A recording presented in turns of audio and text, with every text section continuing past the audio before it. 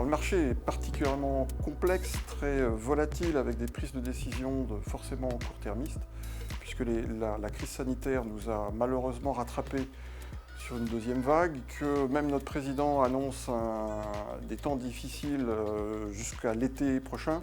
Donc fatalement, il y a un impact direct sur le marché de la communication, sur les prises de parole et sur le contenu des prises de parole et sur la manière dont les leviers peuvent être activés. Notre activité, elle est naturellement impactée, mais comme l'ensemble des médias, je dirais, c'est ni pire ni mieux, parce que finalement, on apporte un levier de contenu robuste qui rentre au foyer, ça c'est important. Maintenant, on dépend beaucoup du retail, et autant la GSA continue à se porter plutôt bien. En revanche, la distribution spécialisée, elle souffre aussi. Elle a souffert des fermetures pendant le confinement, elle souffre d'horaires qui sont aujourd'hui restreints, et puis surtout de consommateurs qui arbitrent entre le e-commerce et le physique. La branche à laquelle on se raccroche, c'est l'innovation, parce que c'est le moteur qui nous permettra à tous de sortir.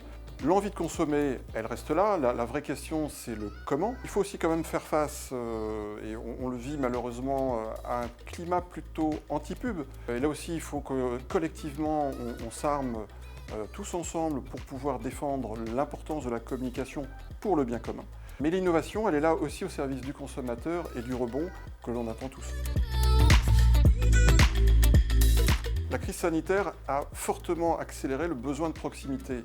Et notamment la proximité entre le consommateur et les marques, ça se traduit dans les modes d'achat, mais aussi dans ce besoin de retrouver les marques partout. Et ça nous amène, nous, aujourd'hui, à proposer des solutions particulièrement innovantes et inédites, mais qui reposent sur l'humain, et c'est le rôle du facteur.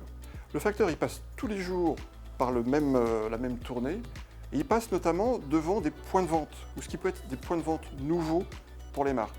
Les pharmacies, il y en a plus de 17 000 en France, les boulangers, il y en a plus de 40 000, et certaines marques justement s'interrogent à pouvoir diversifier leurs sources de distribution au-delà de la GSA. Et là, on a un rôle particulièrement innovant, humain, et c'est ce qu'on va partager ensemble lors du Retail Morning.